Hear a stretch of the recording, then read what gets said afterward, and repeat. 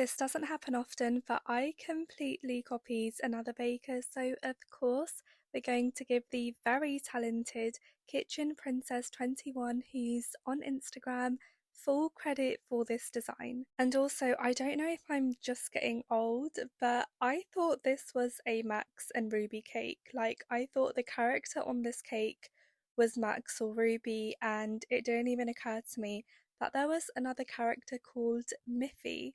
Anyway, safe to say that I am very, very obsessed with Miffy themed cakes and I've very much been influenced.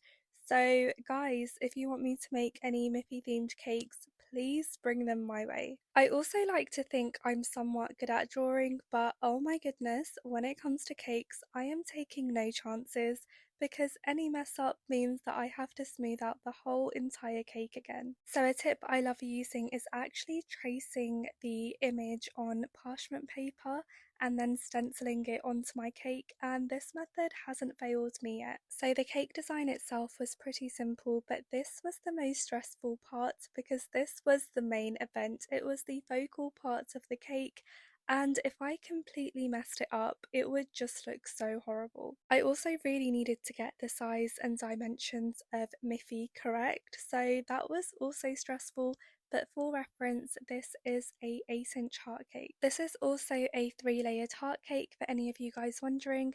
My customer did only order a 2-layered heart cake, but honestly, as I was making the cake, I just thought it looked so short and stubby, and I just felt like that would really take away from the design of the cake because it did have a lot of decor on the sides, and yeah, I just felt like everything would have been squished. But needless to say, my customer was so happy with the extra height I added on. Bless her, she wanted to pay me for the extra layer, and I was like, absolutely not, because it was completely my decision to add on the extra layer for her. So once the most stressful part of the cake was out the way, honestly guys, I didn't even breathe when I was drawing Miffy onto the cake. It wasn't that it was a hard character to make, but I just really, really did not want to mess it up. So now moving on to the rest of the decor, and oh my goodness guys, can we just appreciate the colour match on this cake? Honestly, I'm not even going to lie to you, it was completely unintentional. I had no idea that the base colour I had for this cake would completely match, or perfectly match I should say, with the cake board. And it didn't even occur to me until I posted a clip of the cake and you guys all started commenting this. So I'm so glad you guys were as satisfied to see this as I was. So this was another stressful part of the cake because I had to pipe on bows.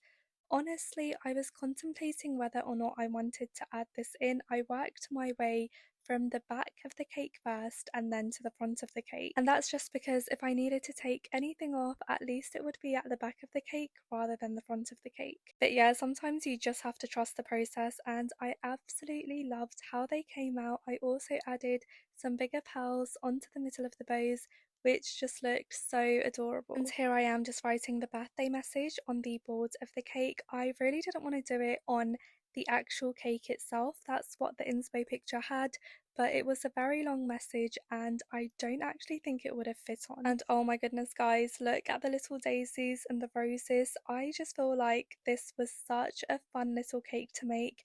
And also, it wasn't for a child, by the way, it was for a grown adult, and I just love that we have free will to pick whatever birthday cakes we want because honestly, despite me just figuring out who Miffy is, I would love this for my birthday too. But here is the final cake in all its glory. Oh my gosh, I adore this cake so much. I think this is one of my favourite cakes I've ever created, and I've actually looked up more Miffy cakes online, and each and every one is just so adorable. I've also been rambling on for almost 5 minutes, so guys, if you love this cake and have watched till the end, please leave a bunny emoji down below and I'll see you in my next video.